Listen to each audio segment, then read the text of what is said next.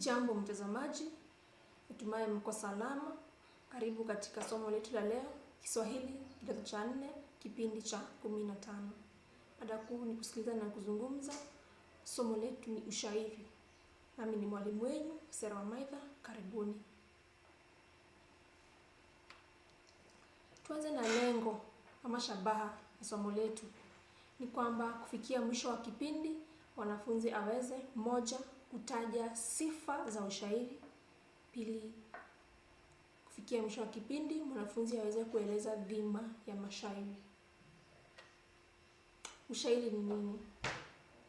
Ushairi ni utungo wa kisanaa unaotumia lugha teule na mpangilio fulani wa maneno badala ya kutumia lugha natharia. Ni utungo wa kisanaa unaotumia lugha teule na mpangilio fulani wa maneno badala ya kutumia lugha natharia.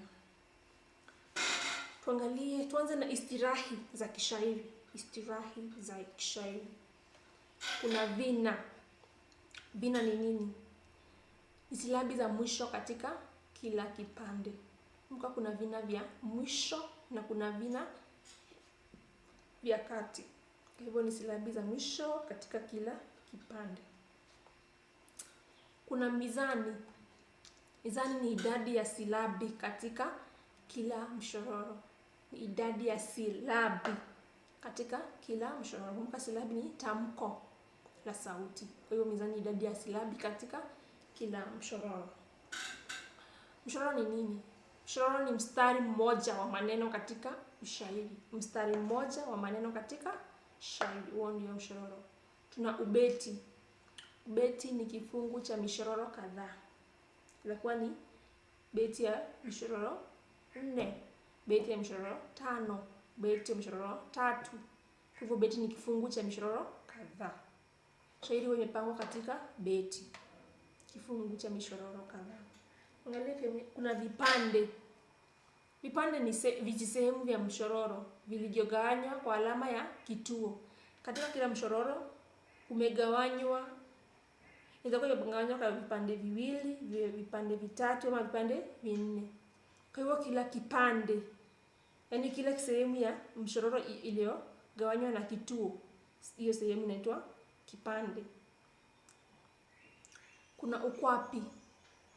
Ukwapi ni kipande cha kwanza katika mshororo. Katika kila mshororo tumesema imegawanywa katika vipande. Kipande cha kwanza katika mshororo kinaitwa ukwapi. Kipande cha pili katika mshororo kinaitwa utao. Kwa hivyo utao ni kipande cha pili katika mshororo. Tuna mwandamo. Mwandamo ni kipande cha 3 katika mshororo. Hivyo mshororo iwapo iko na kipande cha 3 inaitwa mwandamo. Ukingo ni kipande cha 4 katika mshororo. Kipande cha 4 katika mshororo ni ukingo. Tuna mwanzo. Mshororo wa kwanza katika ubeti. Ubeti. Simesema ubeti ni mshororo kadhaa. Kwa hivyo mshororo wa kwanza katika ubeti huitwa mwanzo. Kila beti tumesema ina mishororo, inaweza kuwa mshororo 1, mshororo 2, mshororo 3, 9, 10. Mshororo wa kwanza ndio huitwa mwanzo. Mloto ni mshororo wa pili katika ubeti. Mshororo wa kwanza ni mwanzo, mshororo wa pili ni mloto. Mshororo wa 3 katika ubeti inaitwa mleo. Mleo. Mshororo wa mwisho katika ubeti usiorudiwa katika kila ubeti waitwa kiishio. Kwa hivyo mshororo wa kwanza ni mwanzo, wa pili mloto, wa 3 mleo. Kiishio ni ule ama kimalizio ni mshororo wa mwisho katika ubeti usiorudiwa katika kila ubeti. Yaani kila ubeti uko na mshororo wake, haurudiwi katika beti nyingine. Huo kiishio ama kimalizio. Pia tuko na kibwagizo. Kibwagizo hapa ni mshororo wa mwisho katika ubeti unaorudiwa katika kila beti. Pata huu mshororo umerudiwa katika ubeti wa kwanza, ubeti wa pili, ubeti wa 3. Huu mshororo wa mwisho unaorudiwa unaitwa kibwagizo. Basi tuangalie sifa za ushairi. Sifa za ushairi. Huwa na vina, mizani, mishororo na beti. Shairi huwa na vina, mizani, mishororo na beti. Sifa nyingine kwamba hutumia lugha teule. Hutumia lugha teule. Sifa nyingine kwamba hufupisha au kurefusha maneno ili kutosheleza mizani.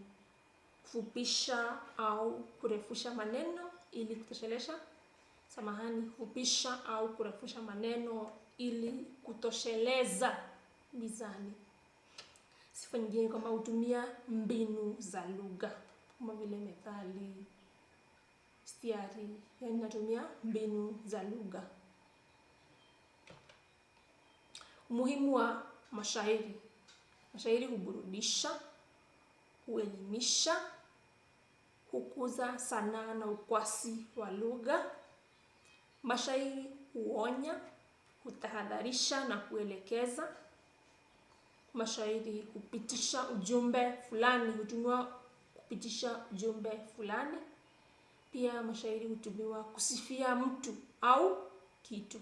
Hivyo ndio muhimu wa mashairi.